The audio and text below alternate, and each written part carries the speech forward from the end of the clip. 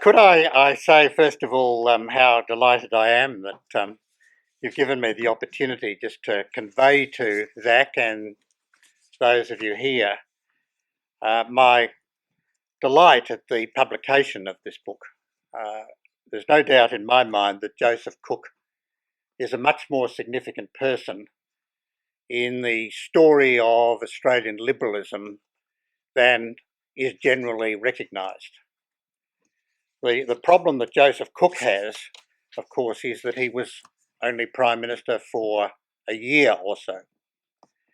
And Prime Ministers who have a very short tenure tend not to attract the national admiration and attention which their personal qualities and other exploits might entitle them to. And Joseph Cook is one of those who has suffered in the national memory, partly because of that short-term prime ministership. Of course, his story was also overwhelmed by the fact that while he was Prime Minister, the First World War broke out. And the election that took place after the beginning of the war was an extraordinarily difficult one to fight, and one in which it was very difficult for anyone to distinguish themselves. Cook's political career, however, continued on right through the war. It had been a long career, and I'll mention that in a moment, but it continued on through the war, and towards the end of, in 1916, the Liberal Party that he led, and had led since 1912, faced the very serious circumstance that the Labor Party proved unable to conduct the war as a unified force, and Billy Hughes became Prime Minister. And there was no Prime Minister more likely to attract national attention or the attention of historians than Billy Hughes. And so Cook seemed to fade a bit in the national mind as Hughes bestrode the national and then the international stage and told the Americans what he would put up with, and the British, and had a profound effect at Versailles on the whole nature of the peace treaty that came out of the First World War, probably not overall to the benefit of the world, but Australia's interests in a narrow sense were served.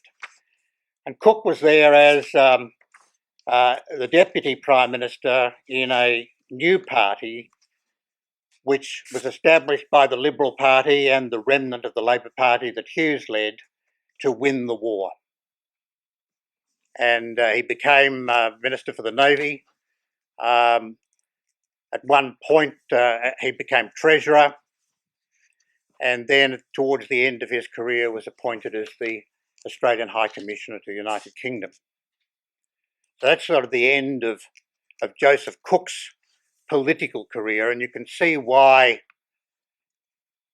people ceased to think a great deal about Cook's record, which had been compiled largely before the outbreak of the war. And indeed, it's I note that this is the 19th Australian biographical monograph in the series, which again reflects that fact. It wasn't number one, and John Curtin seems to be number three, and Bob Hawke number two. So this really underlines the problem that Joseph Cook has. So the question you're all asking yourselves at the moment is, why should I buy this monograph? And even if I don't buy it, should I read it? And that, of course, is the job of, or part of the job anyway, of the person who launches the book, to persuade you that indeed you should read the book and that you should invest in it. And I firmly believe this to be true in this case, because Joseph Cook is a really remarkable person in the history of Australia as a nation, and certainly in the history of what I've called in recent years the Liberal project. The Liberal project started with the fact that Australia was settled by the British after 1788 at the time of the Enlightenment. And the Enlightenment gave rise to an attitude to politics which came to be called the Liberal approach. And that was an approach based around parliamentary government, the rule of law, which the British brought with them to Australia and successfully introduced the institutions to attempt to guarantee that rule of law, much less so in relation to the inhabitants who are already here. But they did manage to establish a nation under the rule of law with representative government, a nation which realised that the future of any country depended on the quality of the individuals who made up that country and their opportunities and their level of education and their opportunities and their freedoms to decide how they would live their own life. And those ideas were quite firmly established in the minds of the governors, such as Sir Richard Burke, the person who named Melbourne, the city of Melbourne, after the British Prime Minister of the day in the 1830s. Burke was an exemplar of the Liberal ideology, the Liberal philosophy, and he deeply disturbed the Conservatives of the day, but he was highly successful in establishing the idea that Australia could be a liberal country based on representative government. And from then right through almost until federation, that idea of Australia as a free country that offered people education, universal primary education, that encouraged people to demonstrate their enterprise,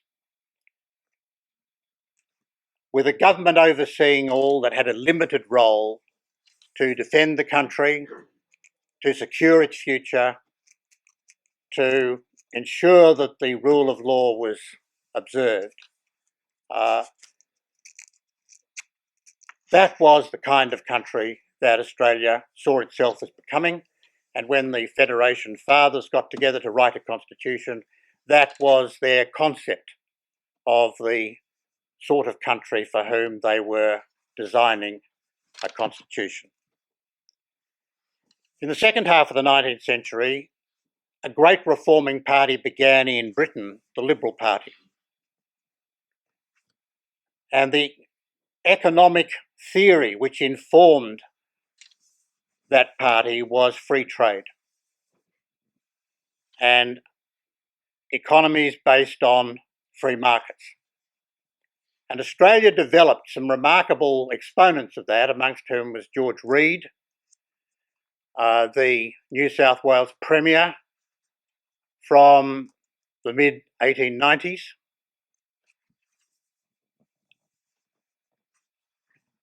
It was a country also which stimulated political activity on the part of its citizens. Its women began to organise after universal education was introduced, and the trade union movement became rapidly established as the expression of democracy in industry and became very quickly the strongest trade union movement in the world. There was a view in the trade union movement that in fact they could introduce a new kind of society in Australia, a utopia in Australia based on union control of industry. And a great series of great strikes occurred, which we all, perhaps, I hope, are aware of. And their failure led to the establishment of the Labor Party. A young migrant, one of many migrants of the 1880s, was Joseph Cook. And Cook saw that politics provided an opportunity to use the power of the state to improve the lot of the people. And when Labor decided that it would put up members for Parliament, as it did in the New South Wales election of 1891, Cook was inspired to enter politics as, it turned out, the first parliamentary leader of the Australian Labor Party. He wasn't the only person to come from the Australian Labor Party into politics. However, 35 colleagues came in 1891, and in 1893 Cook became leader. But Cook believed in certain things, and this is why Cook is such a significant person. He was a person who took responsibility for his own opinions. He felt that Parliament should be the place to express those opinions, that people should be free to determine what their own interest and the public interest was.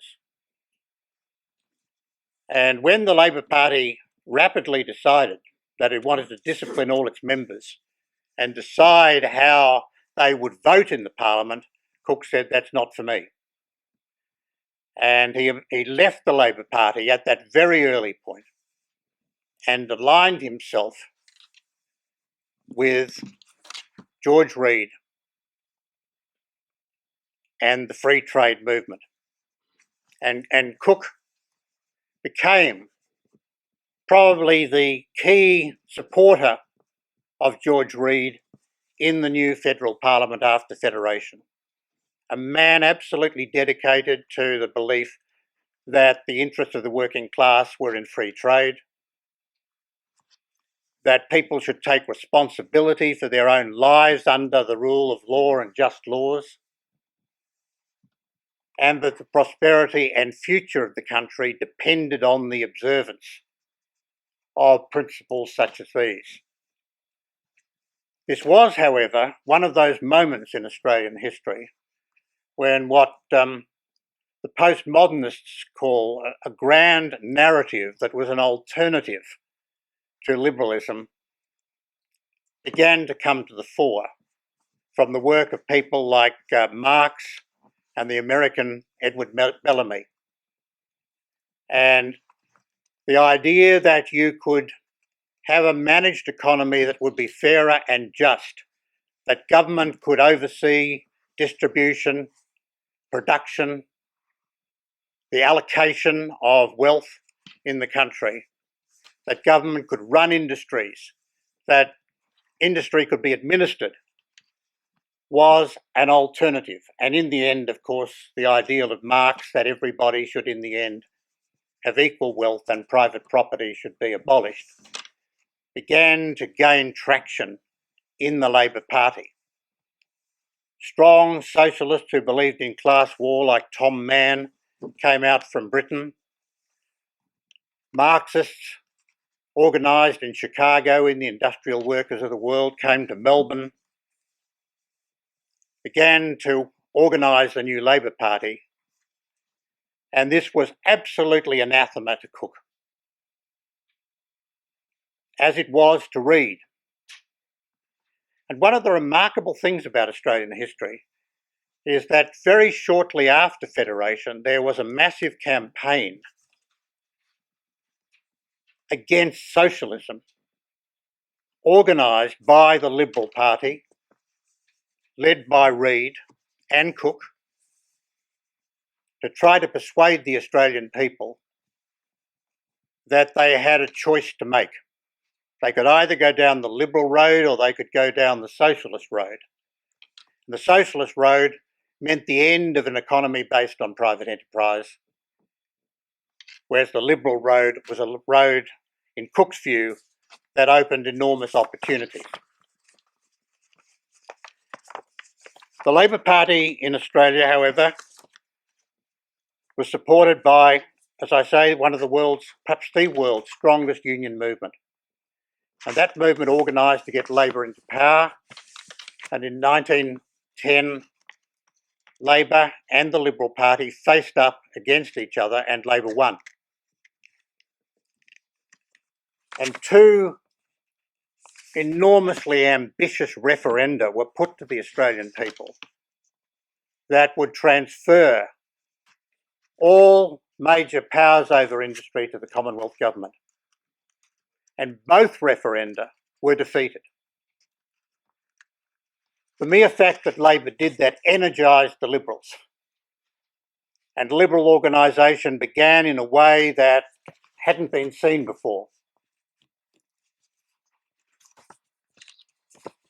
The protectionist and the free trade Liberals, who'd argued with each other since Federation, decided to come together in 1909, led by Alfred Deakin, the protectionist.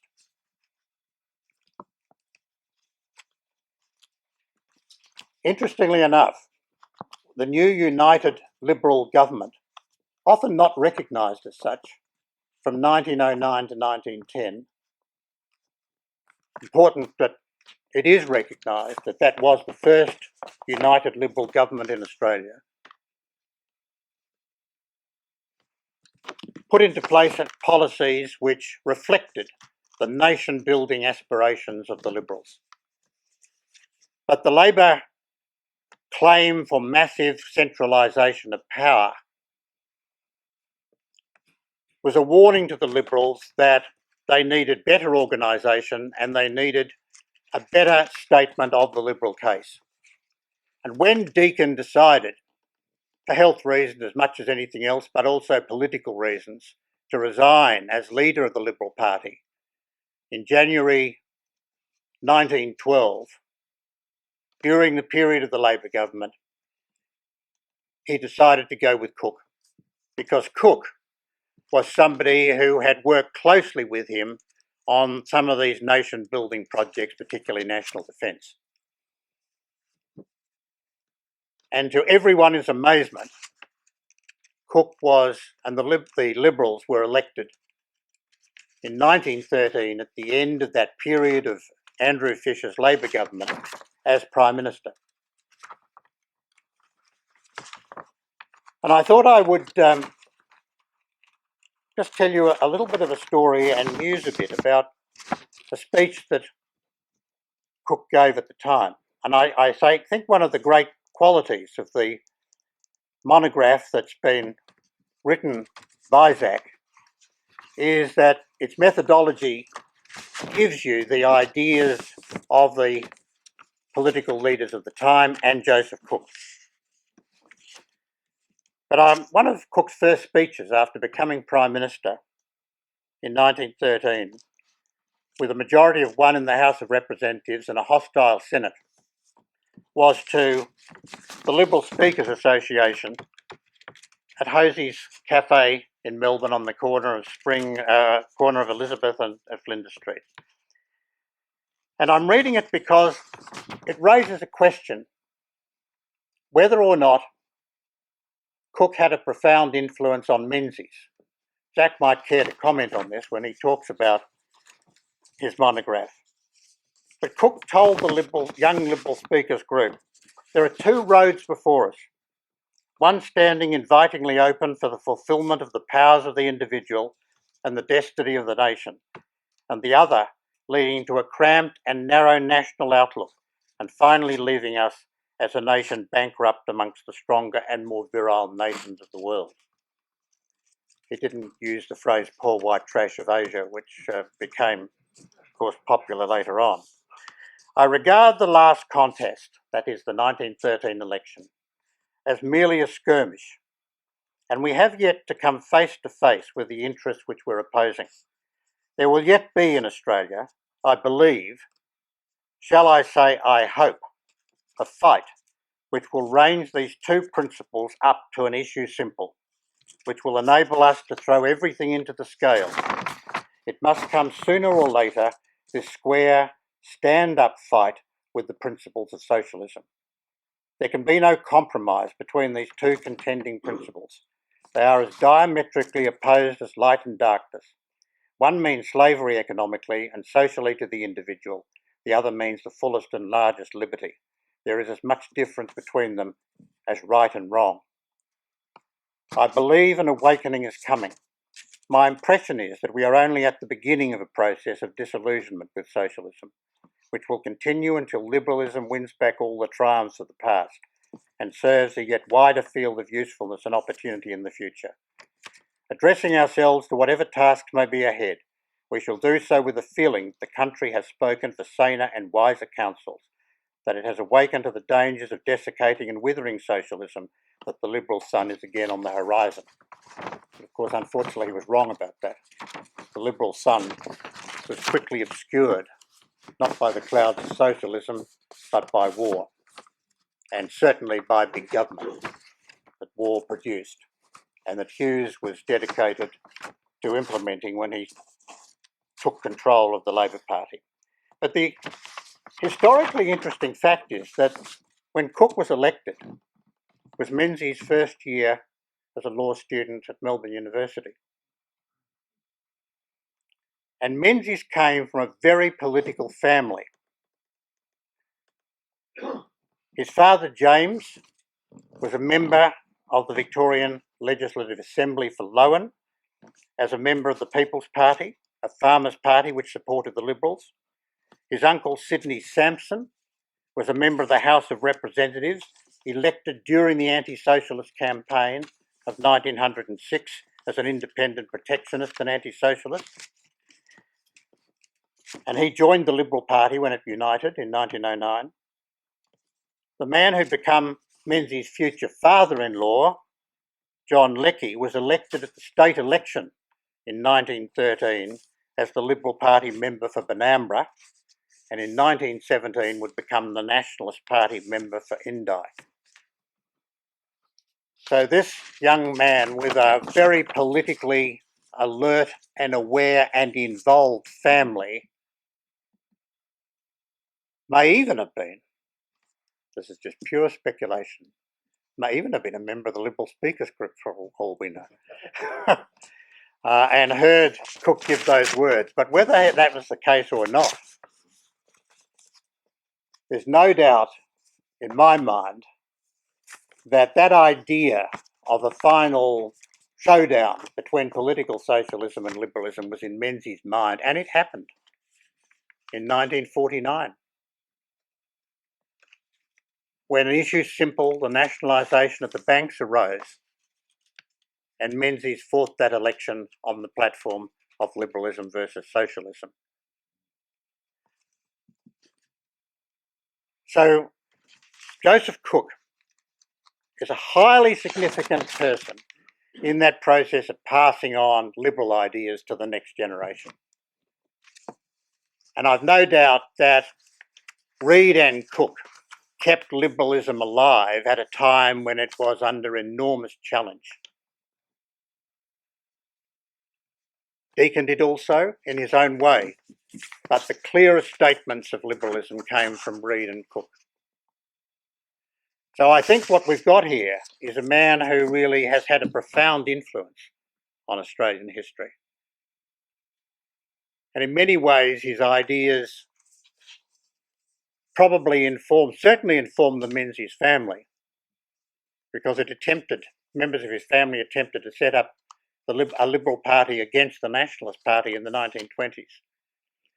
But finally, of course, Menzies set up a new Liberal Party, the most powerful one that has existed. Zach is a member of a group, I would say, to me, of younger historians anyway, who are investigating this Liberal history and who has brought together a highly researched, very literate and very informative history of Cook's thinking and his career, exploring the growth of Cook's liberal understandings and liberal ideas. So, Zach, I congratulate you on this wonderful little monograph. I think you've got a great photograph of Cook for the cover, a very thoughtful man, and I'm sure that anyone with an interest in liberal ideas in Australia and the Liberal project will benefit very much by having this book on their shelves. Thank you.